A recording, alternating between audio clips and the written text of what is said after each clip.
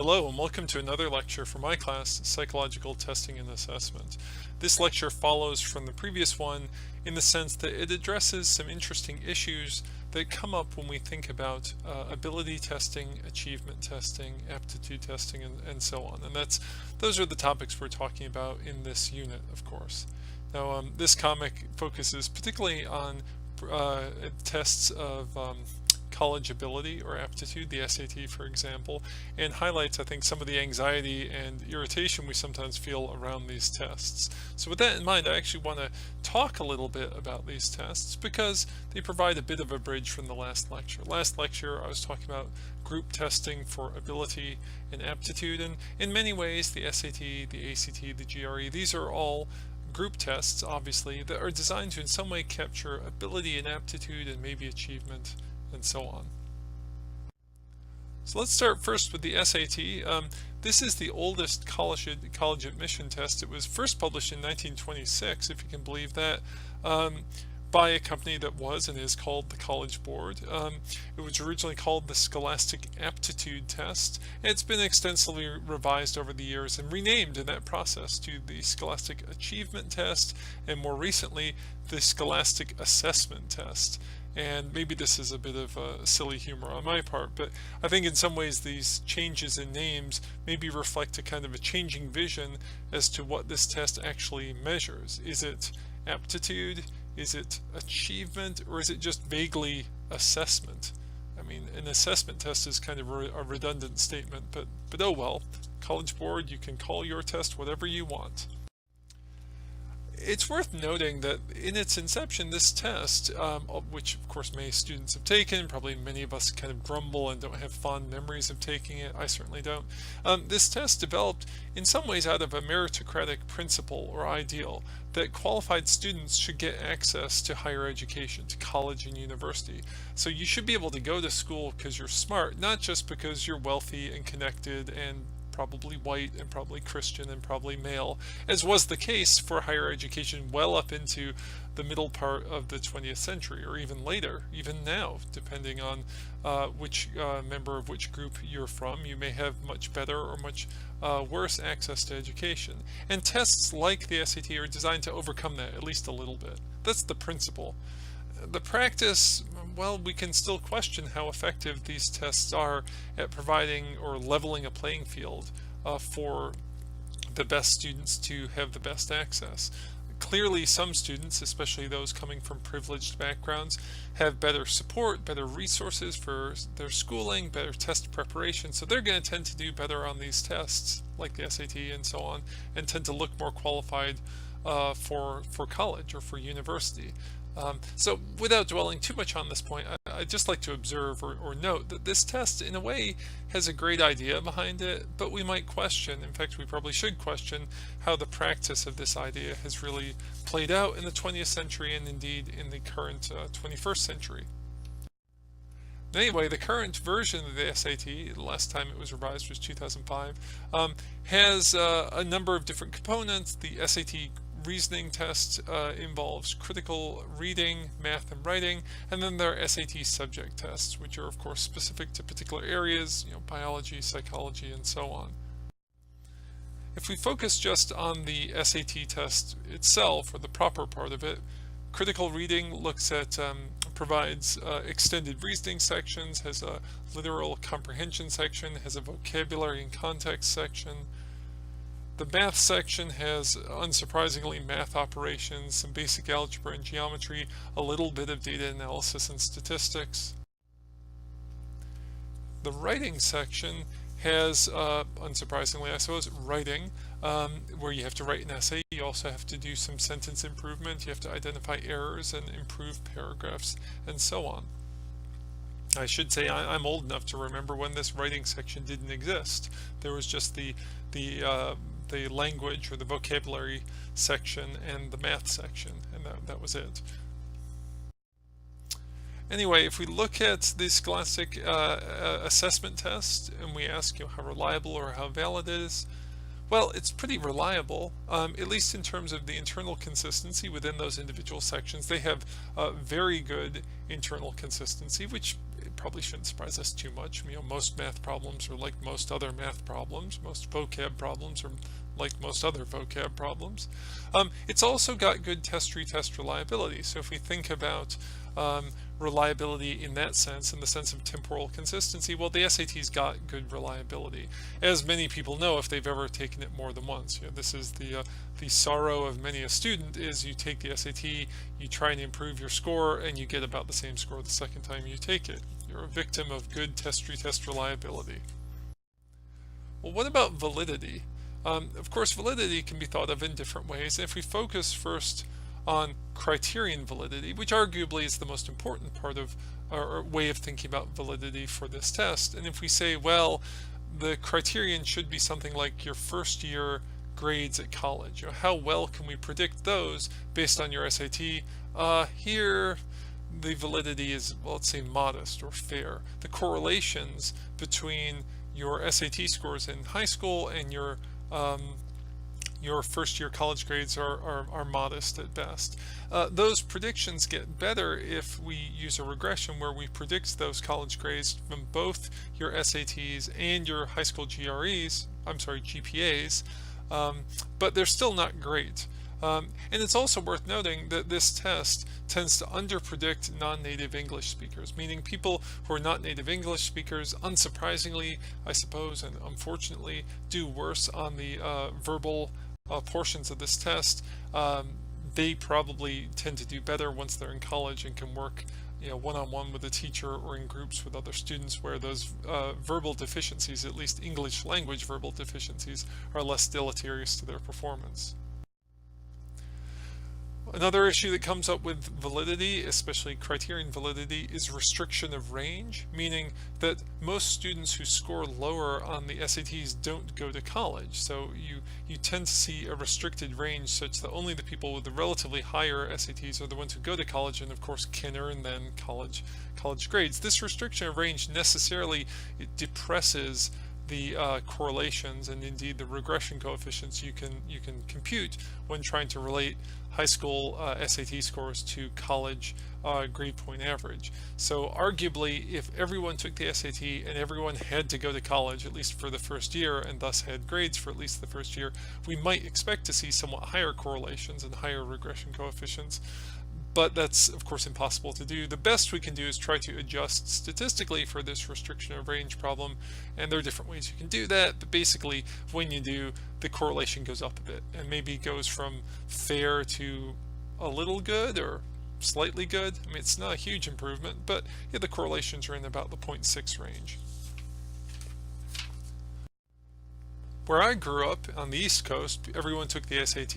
Elsewhere in the country, in the South and in the Midwest, where I currently reside, people take the American College Test, the ACT. And as you might know, or as you might easily guess, this was designed as a competitor to the SAT, and it was first published in the late 50s, and like the SAT, has been revised a lot over the years. In some ways, we can describe it in terms of its differences from the SATs. It tends to emphasize more direct testing of college skills and includes some interest items. So what do we mean by that is it maybe looks a little bit more like an aptitude or even an achievement test. The items on the ACT are more like the stuff you would in fact find at college than is the case with the SAT. And it also includes this interest inventory. So it gives you kind of like your high school guidance counselor might have tested your vocational interest. This test gives you some measure of, well, what sort of things are you interested in? What sort of type of educational and career paths might you choose to follow? Some of the components on the test, well, there's an English section, there's a mathematics section, a reading section, a science reasoning section, and a composite, which is just the average of all of those areas.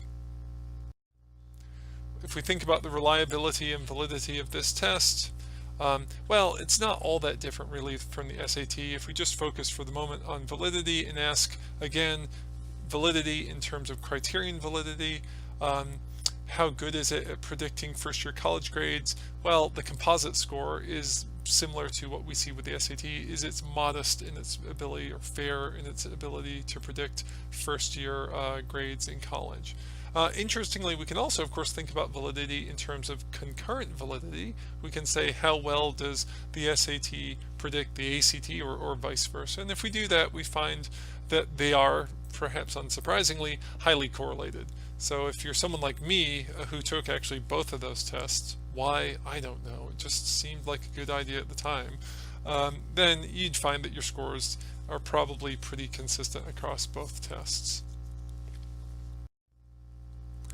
Now, many of you, at least those of you who are in graduate school and watching these videos, and probably there are a few people who are just stumbled across these videos and are watching them for their amusement, you guys might remember the GREs a little bit better than the SATs. These were developed by College Board as well, and they were designed to measure graduate school performance, or rather to predict graduate school performance. I'm sorry, they weren't developed by College Board. These were developed by Educational Testing Services, which I think is now owned by Pearson, but that's not super important. Like these other tests, it's designed to both assess your level of ability and predict, hopefully, although we'll see about that, your level of performance when you, in the case of the GRE, go to graduate school. Like these other tests, it's been revised over the years a number of different times. The current version of the GRE has a verbal, a quantitative, and an analytic writing section. And as with the SAT, there are some subject area GRE tests. So some of you who are listening to this video may have taken the subject area psychology GRE test. I know I did. Why I did, I don't know. Maybe I've just become part of this culture of testing, and over the course of my life, I've just taken tests. Someone offers me a test, I'm like, yeah, I'll take that test. I'm not so sure that was such a great idea. Anyway, enough about my reflections. Let's think a little bit about the reliability and validity of this test. Well, again, different ways to think about this, but reliability in terms of internal consistency for the individual sections of the test, the internal consistency is very good. And this really shouldn't surprise us, partly given the content of these areas. One math problem is a lot like another math problem, and also given how these tests were developed. They were designed to have very high internal consistency for their different areas, and so they do. What about validity? Well, here it's not that great. If our criterion is first-year grades in graduate school, the criterion validity of the GRE is poor. It is barely correlated with your grades in the first year of graduate school. And if we use something like faculty ratings, how if we ask faculty to rank and rate their graduate students, and then we look to see what's the relationship between those rankings or ratings and GRE scores, there's almost no relationship at all. Now maybe this is a huge criticism of the GRE, like why are we giving this test? And moreover, maybe more importantly, why are graduate schools asking for this test and necessitating that students take the test if they really have so little predictive ability? Well, let's note that the restriction of range problem is bad for the SAT and the ACT. It's worse for the GRE. In the case of the GRE, people who score low on the GRE just don't go to graduate school. The threshold is much higher. And of course, most people don't need to go to graduate school. You can have a pretty successful career without going to graduate school. Also, many grad programs, and the one I'm in is probably an example of this, tend to give pretty good grades for the first year. When I work with graduate students, I do try to grade fairly, but I don't grade as much or with as much care, if I can admit that, as I do with my undergrads. I have a smaller number of grad students I work with.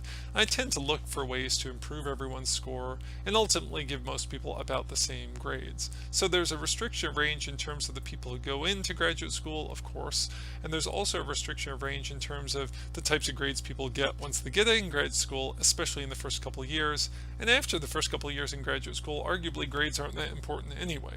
So maybe this low criterion validity, although it should probably concern us and make us scratch our heads a little bit and wonder, maybe that's not that big a deal because maybe grades are the wrong criterion. Maybe we should have some sort of other criterion like number of publications or success in getting an academic job or so on and so on. But you can imagine that's a lot harder to do, a lot harder to establish that type of criterion or those type of criteria than it is to say, well, how does the test correlate with grades? So that's your GRE for you.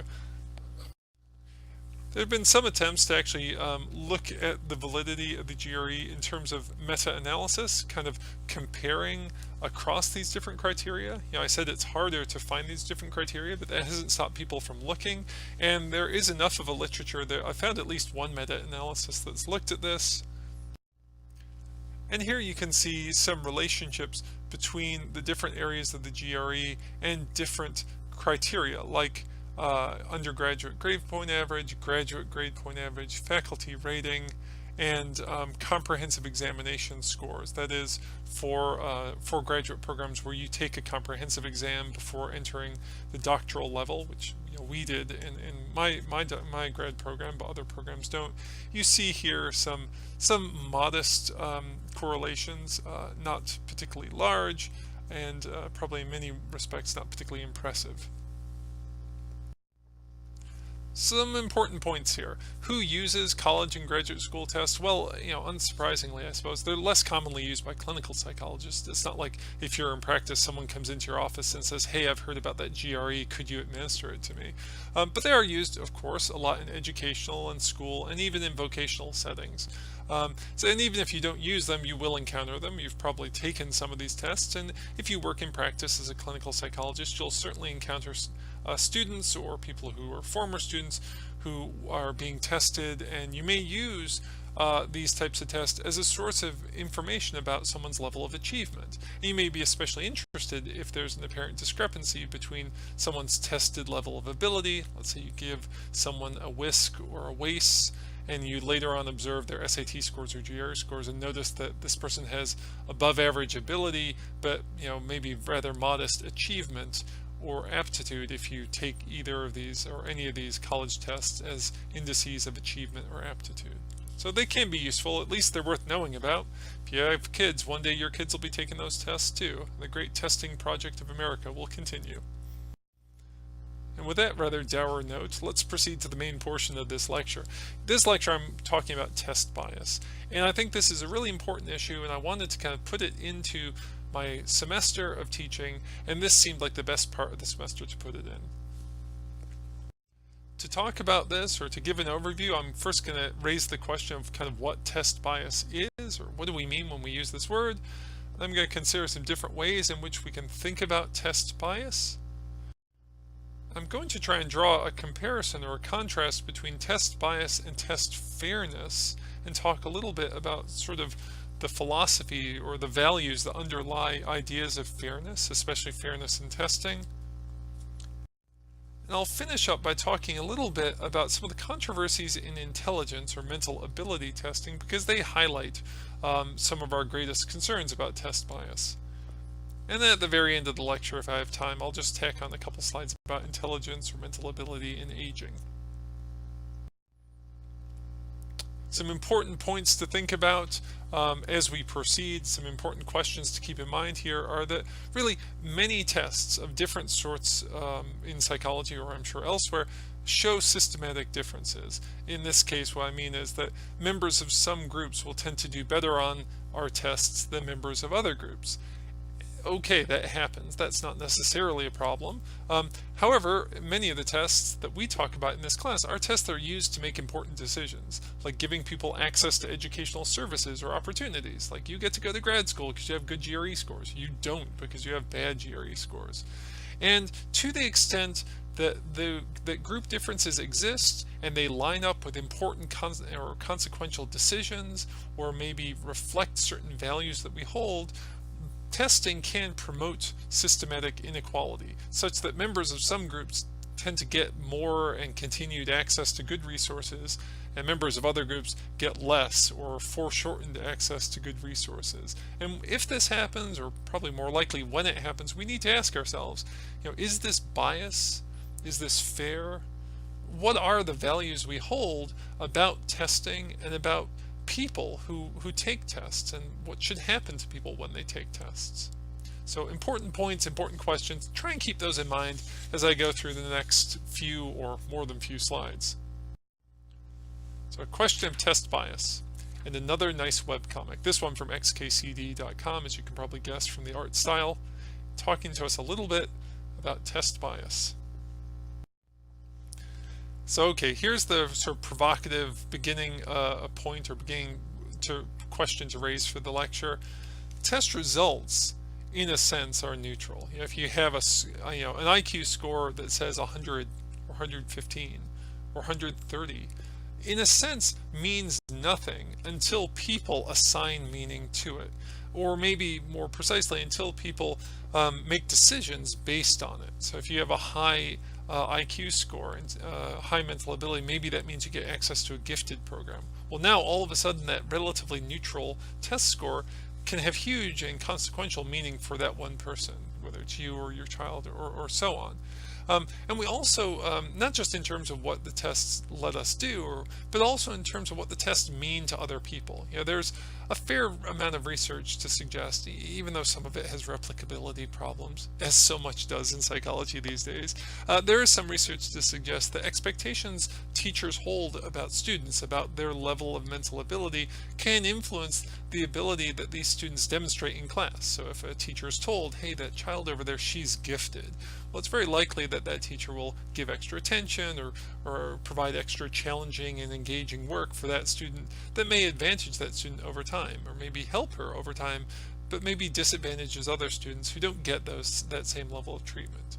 So the point is, tests are neutral or in a sense, but they almost immediately become non-neutral as we apply values to them, as we make decisions about them, as we inject or apply meaning to them. And that seems especially true of things like intelligence tests and maybe personality tests too. To get a sense of this, let's imagine someone said, hey, I've got this new intelligence test, do you want to take it? Someone else said, hey, I've got this new personality test. Which of those two would you be more anxious to take? I think I'd personally be a bit more anxious to take the intelligence test because although I value personality, I like to hope that my personality is fairly acceptable to others and acceptable to myself, at least most of the time. But intelligence makes me feel anxious. I'm someone who works in academia. I'm an intellectual in many ways in my life. I probably always have been. But if I took a test, I would be worried. Is this test going to mean that I'm smart as I hope I am? Or is it going to mean I'm not as smart as I hope I am? And what would that mean about me as a person?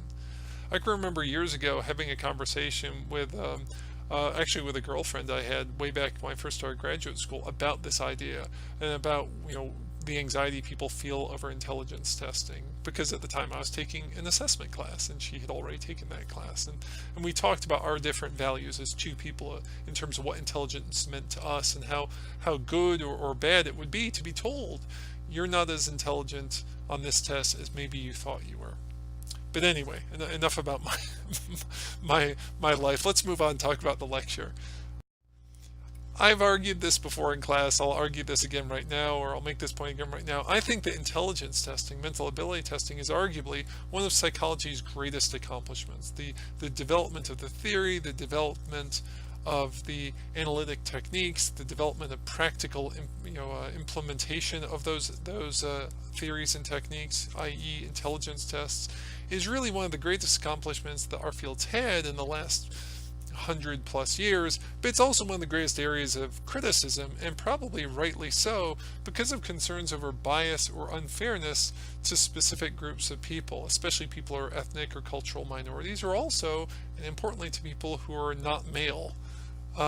It's also worth noting that intelligence tests are widely used, and thus this bias or this unfairness can be perpetuated on a large number of people and can have significant consequences for the lives of those people. People who work in this area or read in this area often talk about the 15-point gap. The 15-point gap refers to this phenomenon or this general finding that on many tests of mental ability or IQ, African American students tend to score an average of 15 points lower than white or Caucasian students, and 15 points is a lot given that most of these tests are standardized such that they have a mean of 100 and a standard deviation of 15. So the implication is that tests make it look like African Americans are on average about a standard deviation below in terms of their intelligence non-African Americans, especially white test takers. And this is true, or I shouldn't say it's true, this finding appears in a large body of studies, And it appears to be true even when we try to control for differences in socioeconomic status. And as you know, hopefully from your class or just from paying attention in the world around you, unfortunately in America, historically and in the present time, race and ethnicity is correlated with socioeconomic status. You're more likely to be wealthy if you're white, you're more likely to be poor if you're black. What if we try to statistically control for socioeconomic status? Well, this gap shrinks. That kind of makes sense because because people who are poorer, regardless of race, have worse access to or less access to education. People who are rich, obviously, regardless of race, have more access. But the gap doesn't go away. And that leads people, critics, to wonder, are IQ tests, mental ability tests, sort of inherently biased? So even if we try to statistically control for confounding variables, they still reveal this difference.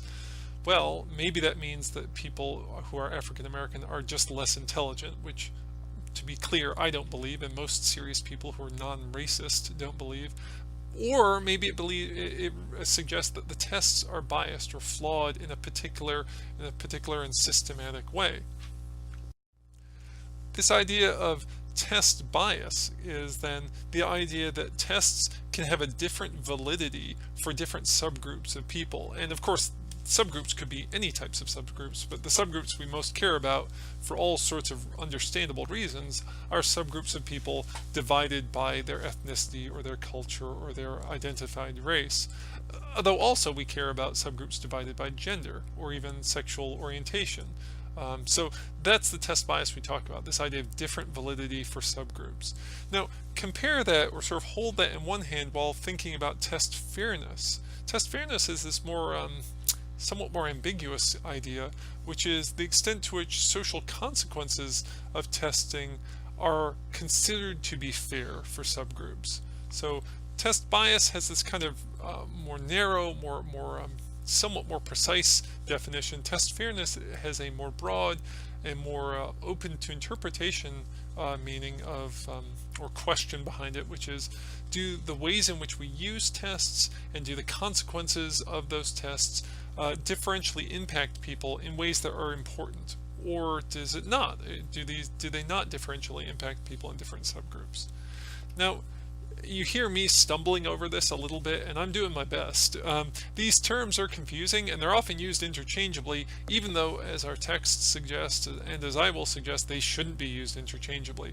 Doing so just confuses an already really confusing issue, and a contentious issue, and an important issue.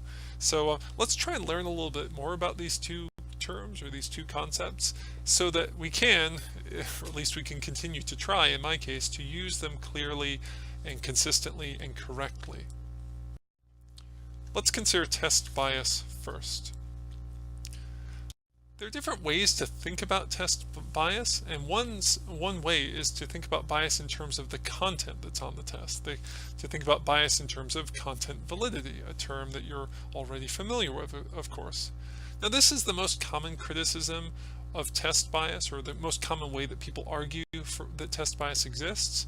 And the argument basically goes that there's content on tests, of course, and this content, at least based on the evaluation by experts, isn't equally available to all members of all groups. So for instance, members of some groups, maybe some ethnic groups or gender groups, don't have the same access to particular bits of content, particular bits of information, that members of another group do.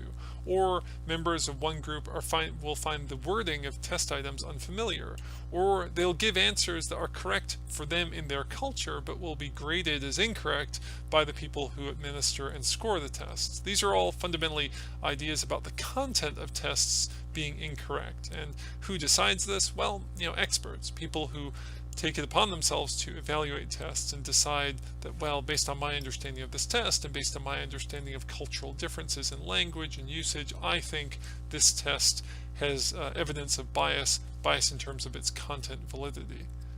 Now, at the risk of being dismissive of these criticisms, I'll say there's limited empirical support for them. Partly, I suppose, because it's just difficult to quantify content validity in any case. So it's hard to come up with a number that represents the content validity of a test regardless of bias or not. and it's even more complicated or more challenging to come up with numbers that accurately describe or reflect or estimate biases or content validity that could be biased across different groups.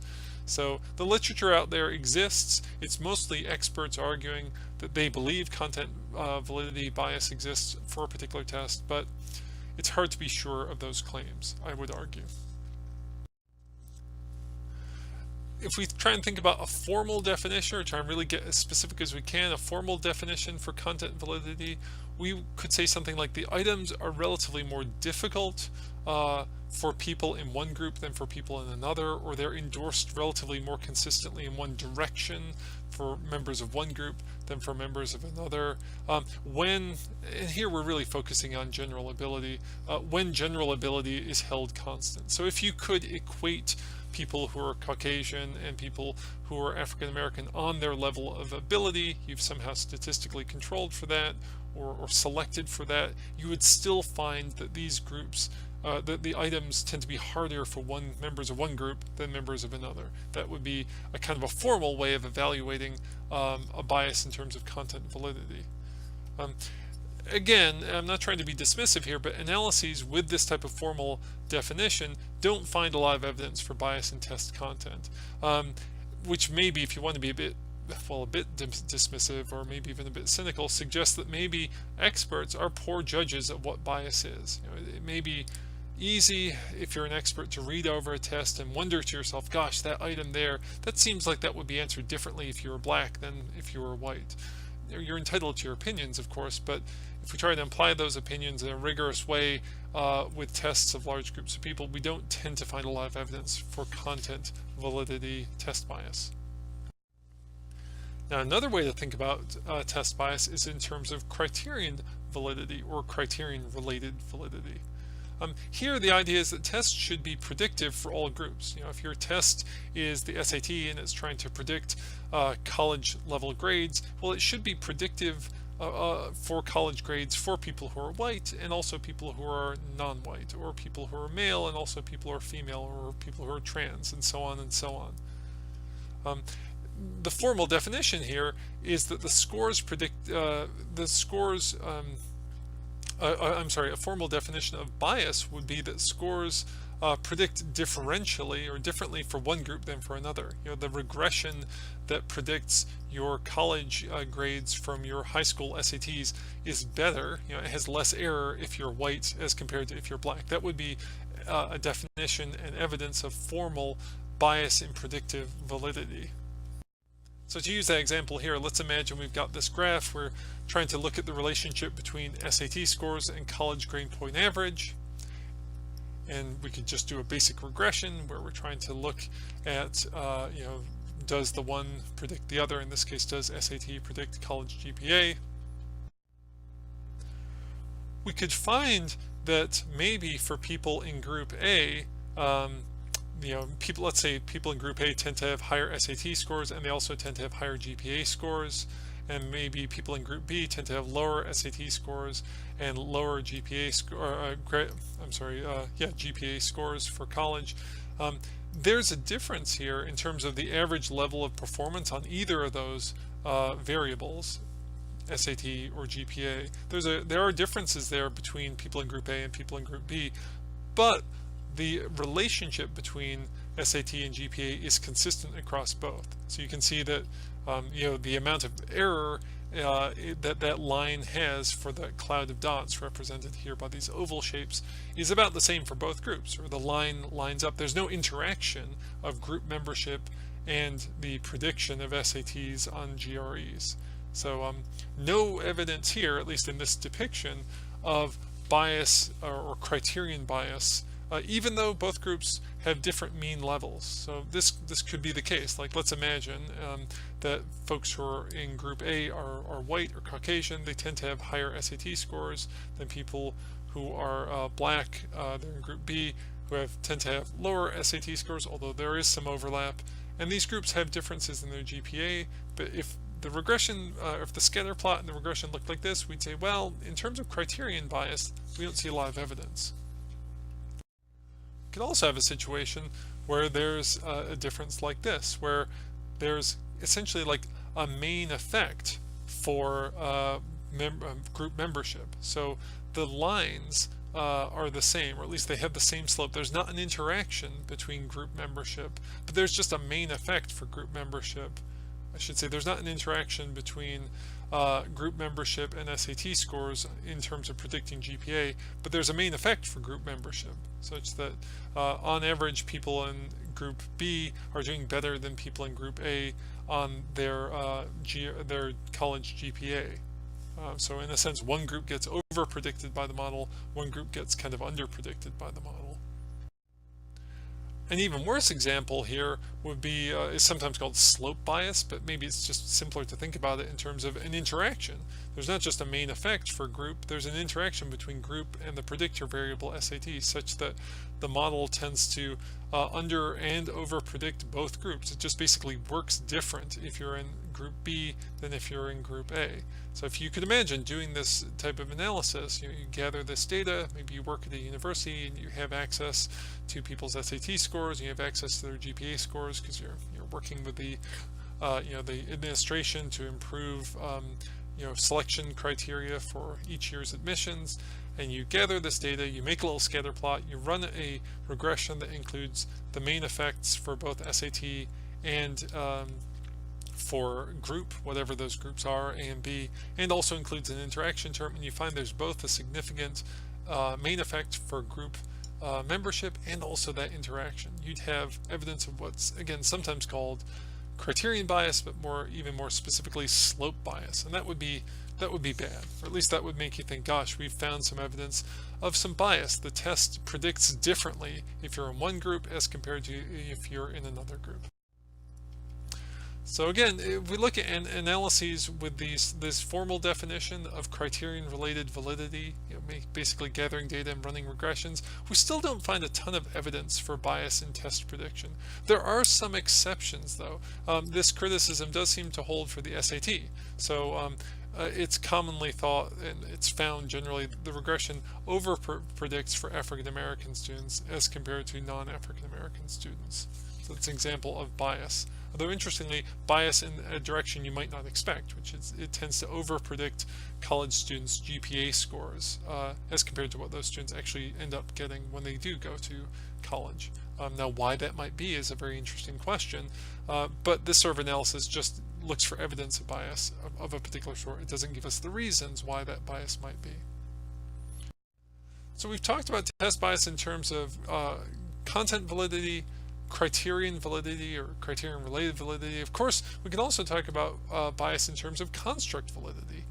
And construct validity, of course, is kind of difficult to talk about in and of itself because there are just different ways of thinking about it. If you cast your mind back to previous lectures or even previous classes, you could remember, hopefully, that construct validity, or evaluating construct validity, involves looking for theory consistent or theory predicted evidence across research, and that could be particular developmental patterns or responses to clinical intervention or kind of factor analytic structure or relationships to other constructs, all of which are predicted by your theory. And to the extent that you find these theory consistent results in your research, you say, aha, the construct validity of my research is generally supported, or the construct validity maybe more particularly of that thing I'm studying, depression or mental ability or alexithymia or whatever, is relatively well supported. It's hard to apply this approach to test bias, but when we do, what we're typically doing is we're trying to ask, or we're trying to answer the question, do the items on the test relate to the construct differently for different groups of people? So let's imagine you have a test of mental ability, that's the construct. Do the items on that test relate to the construct differently if you're, let's say, a white person as compared to if you're a black person, or if you're a male person as opposed to female, or cisgender as opposed to trans, or so on and so on. Now, how do you know that? Well, there are different indices that have been developed. Often it's just using good old factor analytic work where you say, is the factor structure different for subgroups within my sample? You could do that. Run your factor analysis, but restrict yourself to only white participants or white students, and then do it again with only black students and see, does those factor structures look about the same? If they do, all right, probably Not a lot of bias in terms of construct validity, at least if we think of construct validity in the kind of the factor analytic structural sense. But what if you saw a different solution? There are a certain number of factors for one group and a different number for another, or the factors just look different for different groups. Well, then maybe that's evidence of problems with biased construct validity. Now, analyses with these type of with this definition for construct validity, again, we're focusing mostly on the factor analytic side of things, tend to not find evidence for bias in factor structure. Also, and I didn't talk about this much on the previous slide, there's not a lot of evidence for differences in item rank across different subgroups. That's another way you could think about differences in item relation to construct. And it's worth noting here, and I'm not trying to particularly dismiss the criticism, but it's worth noting that most tests are developed to avoid biases in construct validity. If you're developing a test of mental ability or a test of personality, a test of whatever, and you find that some items work differently or seem to relate to the construct differently for black people versus white people, you typically throw those items out. So hopefully once the test gets to the stage of completion and publication, if the test developers are diligent and thoughtful, they've avoided this problem, or at least minimized it as much as they possibly can. So where does that leave us?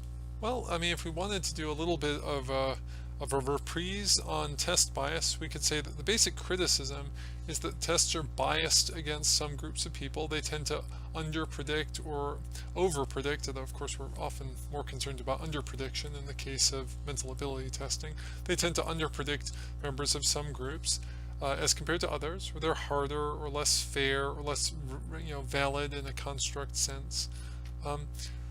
The evidence on this is fairly limited. It's difficult to find evidence, and it's difficult to develop good research on this, and the research that's been done, though, has tended to not find a ton of evidence for content, criterion prediction, or construct validity bias problems for many tests. And again, to be clear, I'm focusing in this lecture for obvious reasons of the unit on mostly like ability and achievement and aptitude tests. So important points. Test bias can be defined in different ways: content, criterion, construct, and hey, by the way, see, learning all those terms in this class and in other classes was really useful. That wasn't just some abstract mental exercise. Now you know, hopefully, a way to think about something important, in this case, bias. Using these definitions, we find little evidence for bias, although maybe we can talk about that a little bit later, because there's more to the story, I think.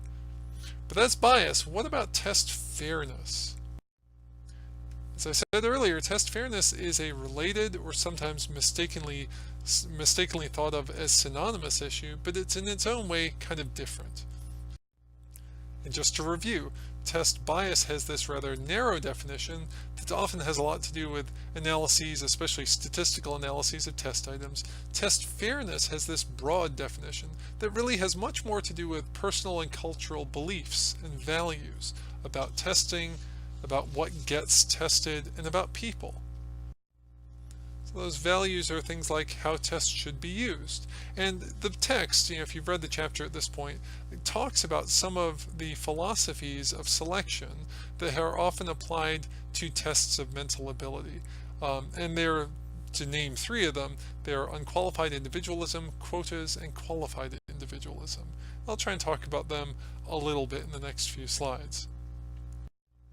The philosophy of unqualified individualism holds that, generally speaking, the best qualified person should get selected. So if we're trying to select people who are going to be successful in college, we should select those that the test predicts will be best able to do well in college, kind of regardless of their age or gender or race or ethnicity or anything else. Like, it may be the case that African Americans do poorly on this test as compared to whites, but if the test is a valid predictor of college performance, we should select people who score high on the test, even though most of those people will be whites disproportionately as compared to black, because we subscribe to a philosophy of unqualified individualism. If you do, that's one philosophy. It's not personally one that I subscribe to, but that's certainly one that's held out, kind of almost like radical sort of individualistic philosophy of what we should be doing, how we should lead our lives, organize our society, how we should test people, and what we should do with the results of those tests. Another philosophy is the quota philosophy, and this holds that institutions are not isolated from the public, especially here, of course, talking about things like colleges and universities. Many of them depend on public funding, and they provide public services to people, education, outreach, etc., etc. And so the selection of people for access to these institutions, access to college, access to whatever, should be based or should be designed so as to mirror the public at large. If it is the case that our public at large has a certain percentage of people in it who are from a particular ethnic group or gender group, we should seek to have a comparable percentage of people in our college incoming freshman population, and so on. We should do that. And in a sense, we should give no interest or no attention to test qualifications. So we should, why give SATs, GREs, etc., etc.? We should just try to select people so as to maximize the resemblance between what our college looks like, or our gifted program looks like, or our whatever program looks like, and what society around us looks like. And you can probably sense at this point that in describing unqualified individualism and in describing quotas, I'm sort of presenting two extreme positions here. Somewhere in the middle, maybe not precisely in the middle, is a position or a philosophy called qualified individualism, where we hold that the best qualified person should be selected for the job, for the admission to the school, for the whatever, and often based on how we predict they'll do, their predicted performance. However, we should take into account in some way other factors which are important to us in society, things like race and ethnicity, gender, age, sexual orientation, and so on. This isn't maybe very satisfying because it's kind of like saying, well, a little bit of one philosophy, a little bit of the other, but I think it's probably where many people, and I'll be willing to say myself, fall down. It's like testing's important, and we should care about using tests to select the brightest people to go to college, or the sickest people to get admitted for treatment, or the intellectually slowest people to get the extra after-school tutoring, or whatever. But we shouldn't do so in a way that totally ignores other important factors which were factors which we think of as important to society at large, things like race, ethnicity, culture, gender, age, etc., etc., etc. So a little bit of a reprise in the review. Which philosophy is best? Well, it's difficult. It's actually impossible for me to say because it's fundamentally an issue of values and opinions. You may subscribe to one, I may subscribe to the other. There's no precise saying of what is right or what is wrong here. The important points, though, this is more of a review, I suppose, is that test bias, test fairness, I should say, can be thought about in different ways. It's more complicated and more kind of philosophical or value-laden than test bias is. And we can ask ourselves, are tests fair, or is this particular test fair? To answer that question, though, of course, it really depends on what you mean and what you value when you say the word fair. And I would argue we should think about our beliefs and our values, because historically, and even I'm sure in contemporary times, a lot of the abuses of testing arise because of ignorance or even dishonesty about what these values are. So we look back on like the early use of mental ability, intelligence testing to inform quotas for immigration, and we think, oh yeah, how could those people be so racist? How could they misapply their theory of intelligence to the selection of immigrants worthy to come into our country? Or how could we have for literally hundreds of years this horrible legacy of believing that African Americans, black people are essentially less intelligent than white people? Well, some of it involves just being dishonest or at least ignorant or unreflective about what our values are, how we think society should be organized, and how testing is at least part of the story of how we organize society. Okay, so after covering all that heavy stuff, let's cover something easy. Controversies in intelligence testing. Actually, there's nothing easy about this, although there's a lot that's very interesting about this, and hopefully thinking a little bit about test bias and test fairness will get you ready for another round of kind of interesting and kind of controversial issues, ones that you know about a little bit and hopefully you want to know about more. A lot of this comes down to kind of the old saw of nature versus nurture, as we apply it to thinking about mental ability or intelligence. And there are some important questions here. Why are there differences in intelligence? Are there differences in intelligence between people? There certainly are. Why are those differences there? I should say by people I don't mean necessarily groups of people, like one ethnicity versus another, but just individually. If we look across people, there's variability, as there is in everything. There's variability in intelligence, and we might ask, well, why are there those differences? We might also ask, can we change intelligence, or does it change on its own over time? Finding the answers to these questions, and others like them, involve necessarily thinking about things like genetic and environmental factors that contribute to intelligence, that contribute to mental ability. And as I said already, it's this old sort of nature versus nurture debate, except it's not really one thing versus another, and it's not really a debate. It's maybe more a conversation or a scientific enterprise that seeks to evaluate these different factors in terms of how they play out over time in something as complicated and as important as intelligence. Now, from taking other classes, I hope, that one of the main sort of methodologies for looking at genetic environmental contributions to anything, including intelligence testing, are behavioral genetic studies, especially twin studies. So if we look for the evidence of a genetic contribution to mental ability or into intelligence, we can look at studies of twins. And we can note that generally speaking, the IQs, the intelligence or mental ability of twins, are more highly correlated when those twins are monozygotic than when they're dizygotic. And that suggests to us, of course, that there's some genetic contribution to intelligence, because if there wasn't, we'd expect the correlations for among monozygotes and dizygotes to be about the same, or to be about the same as the correlations between any other siblings in a family. So here's just a graph to try and represent that. We look at similarities, correlations, which if we use behavioral genetic language, we sometimes talk about concordance between twins. And we can look at identical twins and fraternal twins. Meaning monozygotic and dizygotic twins respectively. We can look at other siblings. We can even combine twin studies with adoption studies and look at twins who are reared together and reared apart. And we see, unsurprisingly, the highest correlations between twins who are identical and they're reared together. There's a somewhat lower correlation if we look at identical twins who are reared apart, which suggests to us that environmental factors must play some role in intelligence. Again, it's not nature versus nurture, it's nature and nurture.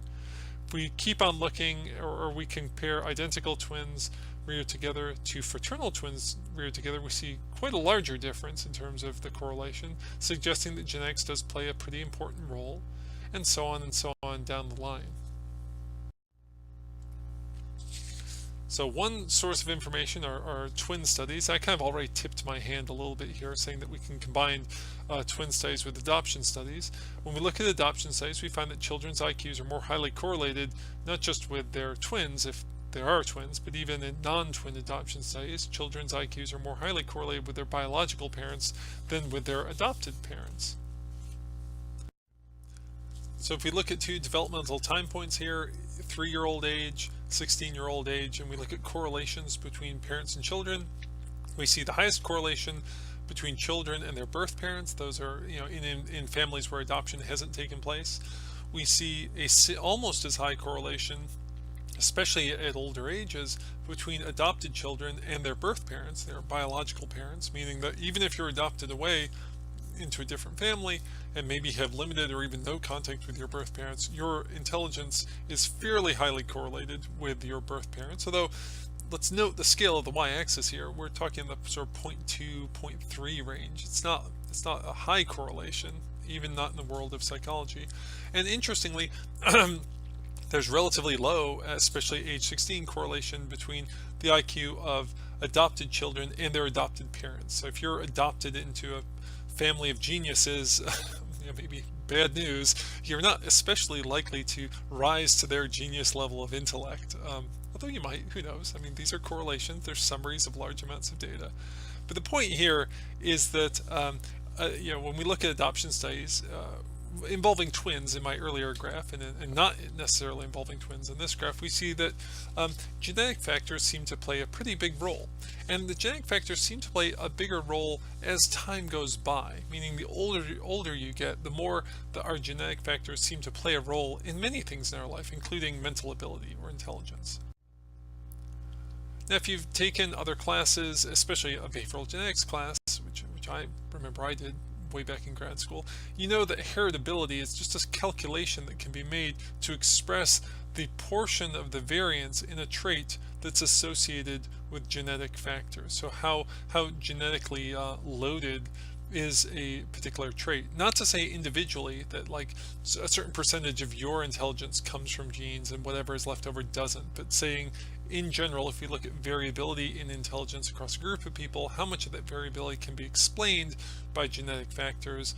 And across a lot of different research, the correlation, I should say the heritability estimates, tend to be pretty high for intelligence, among the highest really for many things that behavioral geneticists study, in the range of about 0.7 or 0.6 or sometimes even a little bit higher. Now, with all this in mind, it's time, and I think it's appropriate to note some of the more controversial aspects of the history of intelligence testing. Now, in previous lectures, I focused on early abuses of testing by Goddard and some of the early testers in the East Coast in New Jersey and in New York around the early part of the 20th century, which gave rise to a lot of or if not gave rise to, at least fed into a lot of misperceptions and frank racism about group differences in intelligence among different immigrant groups or between blacks and whites and so on and so on. To fast forward a little bit further though, let's talk about more recent history, or more recent to our current time. Arthur Jensen is he's recently deceased, fairly recently deceased, was a psychologist and intelligence researcher who worked a lot in the area of studying intelligence and argued that genetic factors influence intelligence. That's uncontroversial. That ethnic group differences differ in these genetic factors, and thus we should see, or we should be unsurprised to see, group differences in intelligence because these groups, ethnic groups, especially blacks versus whites, differ in whatever these genetic factors are, which seem to play a role in intelligence. That is a controversial point. And moreover, he argued that efforts to increase intelligence won't work because, again, intelligence is this very genetic thing that, in his vision of what that means to be a very genetically determined variable, ought to be relatively intractable to intervention, which is another very controversial point. Now, Jensen was a little bit before my time. Well, I mean, he's of my time, but his work, a lot of his work was before my time. It was in like the 60s and 70s, but it inspired a rather famous book by Herrnstein and Murray that came out, I think, like the first year I was in college. So I remember in the early 1990s, wow, that's a long time ago. About the first time I started taking psychology and human development classes, this was a big deal. People were buying the Bell Curve. It was like a New York Times bestseller. And in our classes, we debated this book and talked about whether the evidence provided in it was compelling. And to summarize the book very briefly, it basically just recapitulates Jensen's three big ideas. It argues that intelligence, mental ability, is a rather heritable trait. It's thus rather heavily influenced by genetic factors. Again, that's uncontroversial. I don't think many people would argue very strongly against that point. It argued, moreover, that these genetic factors differ systematically between black people and white people, and thus explain this 15-point gap that I mentioned earlier, and you can kind of see represented pictographically here. And they also, like Jensen before them, argued that because these differences exist, and because they are genetic, somehow we can't, or we shouldn't bother to try and change them because they probably won't change because they're so genetic. I mean, this sort of almost makes sense where you think like, well, height is very genetically determined, so we ought not to bother to try and change people's height because really it's mostly about your genes. That's not even that's, when you think about it, doesn't make a ton of sense because height isn't just about your genes, it's also about access to nutrition and safe environments and so on and so on. But anyway, these guys argued this rather harsh, I think, and conservative point, and argued things like, for things like, well, we should defund Head Start programs. We should not put money into providing educational assistance and support for poor people or black people or both. Not beliefs that I think are very well supported, and not beliefs that I personally agree in anyway, but beliefs which are, or arguments which I think ought to be explored a little bit more. So let's do that in the next few slides.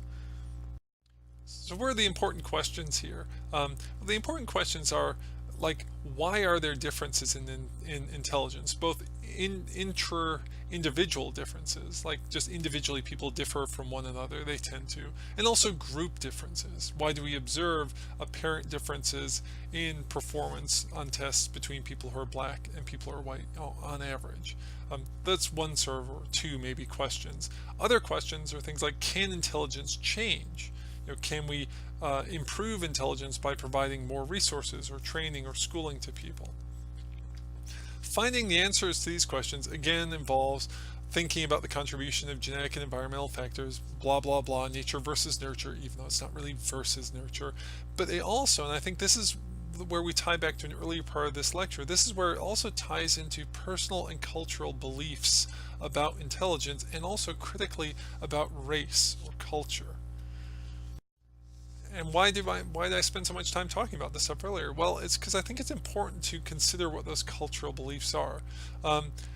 I would argue that a lot of what we see in Jensen's work and Herrnstein and Murray's work and other people who kind of continue this is a certain brand or stripe of unqualified individualism that kind of holds that intelligence is very important. In fact, maybe the most important factor in determining lifelong success. That's clearly a point that Herrnstein and Murray make. They argue that intelligence should be used to select things like college admissions or access to educational resources in a way that ignores race entirely, even if it's the case that African Americans are ultimately disadvantaged. So not to reduce a complex set of arguments that they make throughout their book, but a lot of it goes down to that, I think. And also a lot of it, frankly, just goes down to racism. And I think we can be honest about that. There is a long and truly unfortunate legacy in this country and others, but especially in this country, of thinking of African Americans, thinking of black people as inherently less intelligent. And that is likely, well, it's a belief that probably preceded slavery, but certainly was made almost inestimably worse by slavery and Jim Crow and other truly unfortunate parts of our history that we're still living with today. So where does this come from? A certain brand or belief system about fairness, maybe especially about intelligence, and also I think a history and a legacy of racism. So again, if we look at Jensen and Herrnstein and Murray, this genetic argument, I've said this already, but I'll say it again, do genetic factors influence intelligence? I think there's little debate about that. I mean, I'm sure you could find some people who argue that heritability studies that yield heritability estimates overestimate the power or the weight of those genetic contributions, or that genetic heritability studies, behavioral genetic studies, are misinterpreted, which I think they often are. But the basic thesis that genes play a role in intelligence is pretty uncontroversial. There's little debate over that. The other parts that they're arguing in their books and in their writing, that there are ethnic group differences in these same genetic factors, which account for these group differences in tested intelligence or mental ability levels. That is controversial. There's a lot of debate about that. And there's even more debate, as there should be, I would argue, about the idea that we therefore shouldn't try to increase intelligence because we can't, because it's genetic, in kind of air quotes, as I suggest here. Well, why do I think there's a lot of debate here, or maybe there should be a lot of debate? Well, adoption studies suggest to us that environment plays a role. If you scroll back to that one slide I had earlier with the graph of the adoption studies, we know, or from plenty of research, that IQs are more highly correlated for twins reared together than reared apart. So twins that have the same environment, or at least very similar environments, tend to look more resemblant to one another on a variety of factors or variables, including intelligence, suggesting that environment plays some sort of role. Also, there's evidence from longitudinal school studies to suggest that environment, specifically school environment, plays a role in intelligence. So children's IQs are associated with how long they've been at school.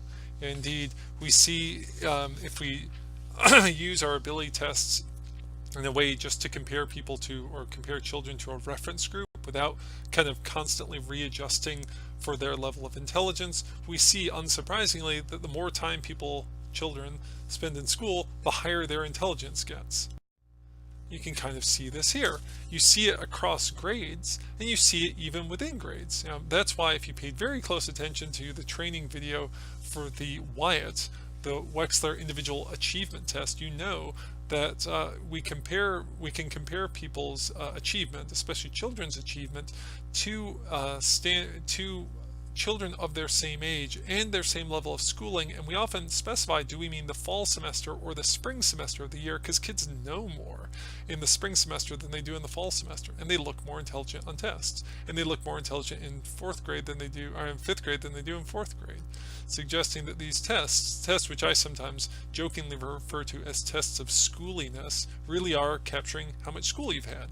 I didn't have a slide up here for it, but there's also a really interesting finding that kids' IQs go down during the summer. Like, why do we have summer break? I'm sure many of us, myself included, have fond memories of summer break, but there is an argument that is sometimes made by educators that we should do away with or minimize the summer break, because kids lose, if not mental ability, they at least lose knowledge, and knowledge is a big part of how we test mental ability. So kids just frankly look like they drop a few IQ points when you compare them at the end of August as compared to at the sort of beginning of June.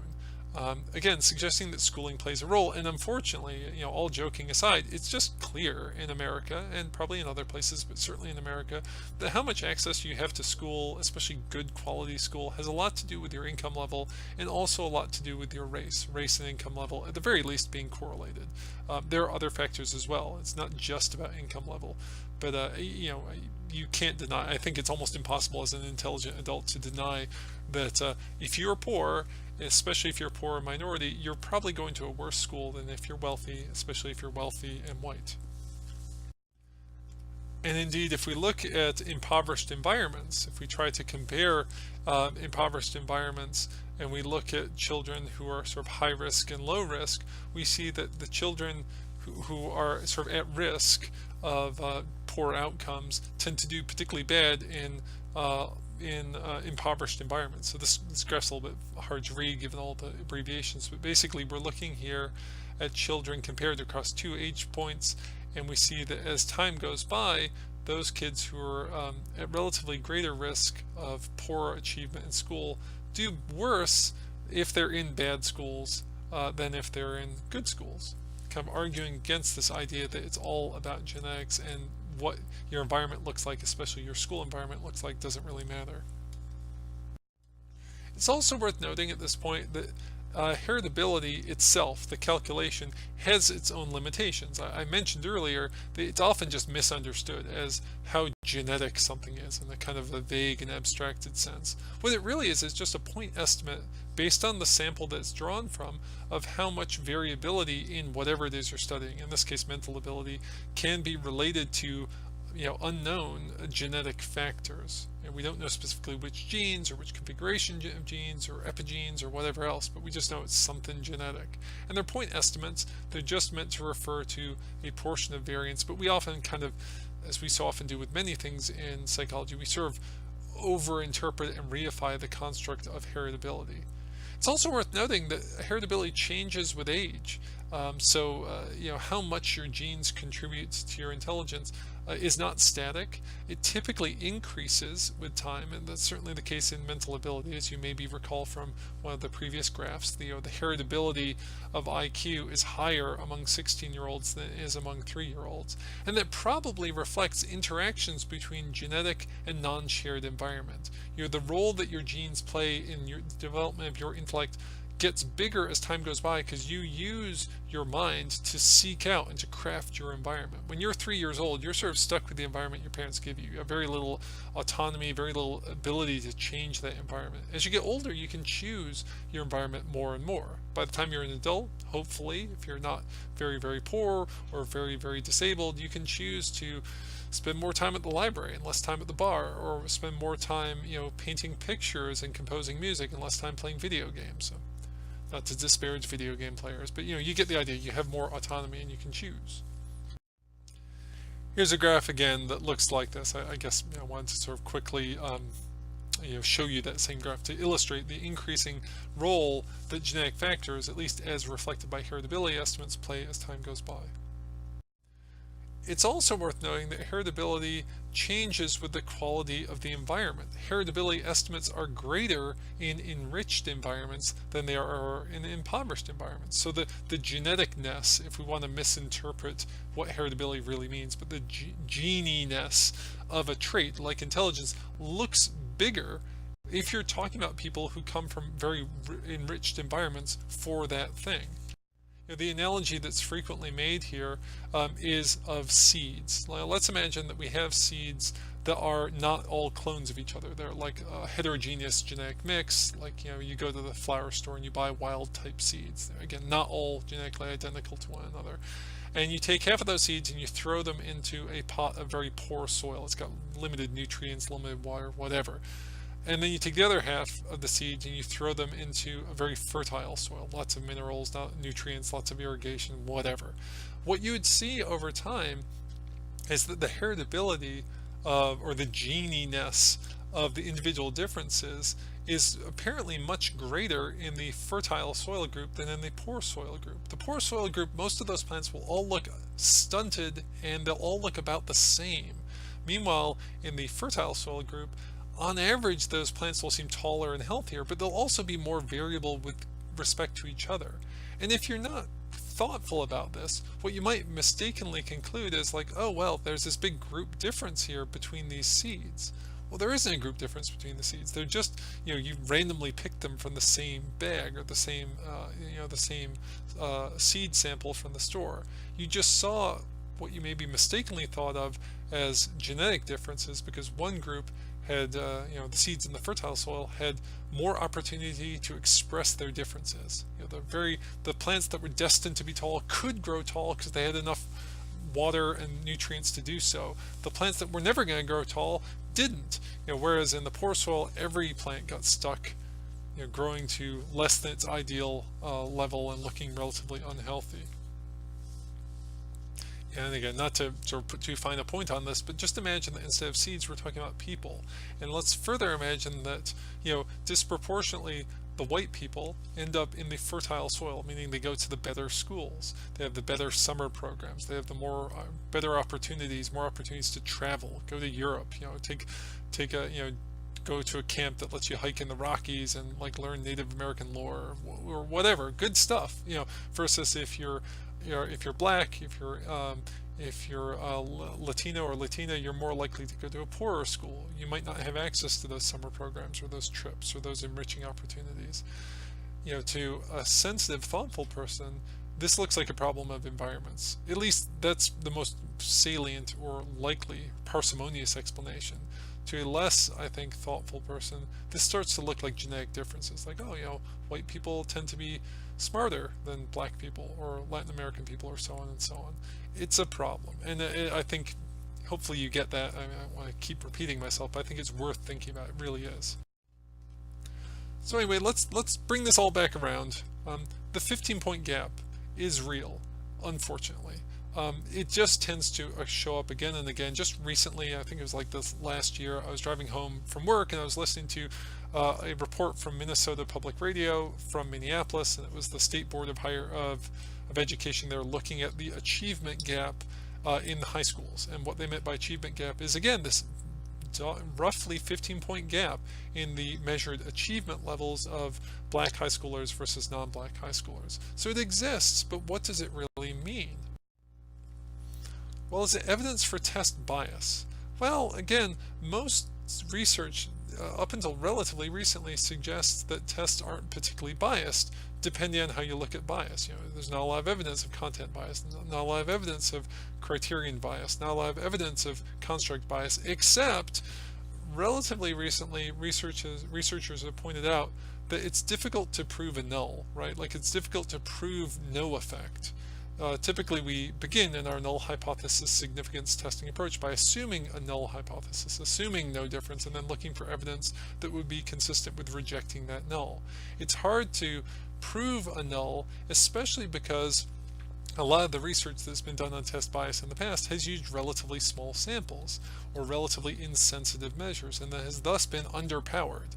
So let's not mistakenly interpret null findings as positive proof that there is no difference.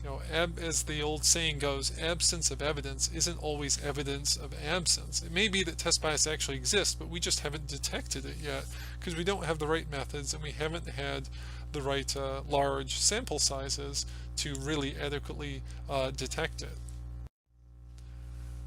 Another problem, or it's not, I mean, it is a problem, it's a big issue, is that race is associated with socioeconomic status. I mentioned this already.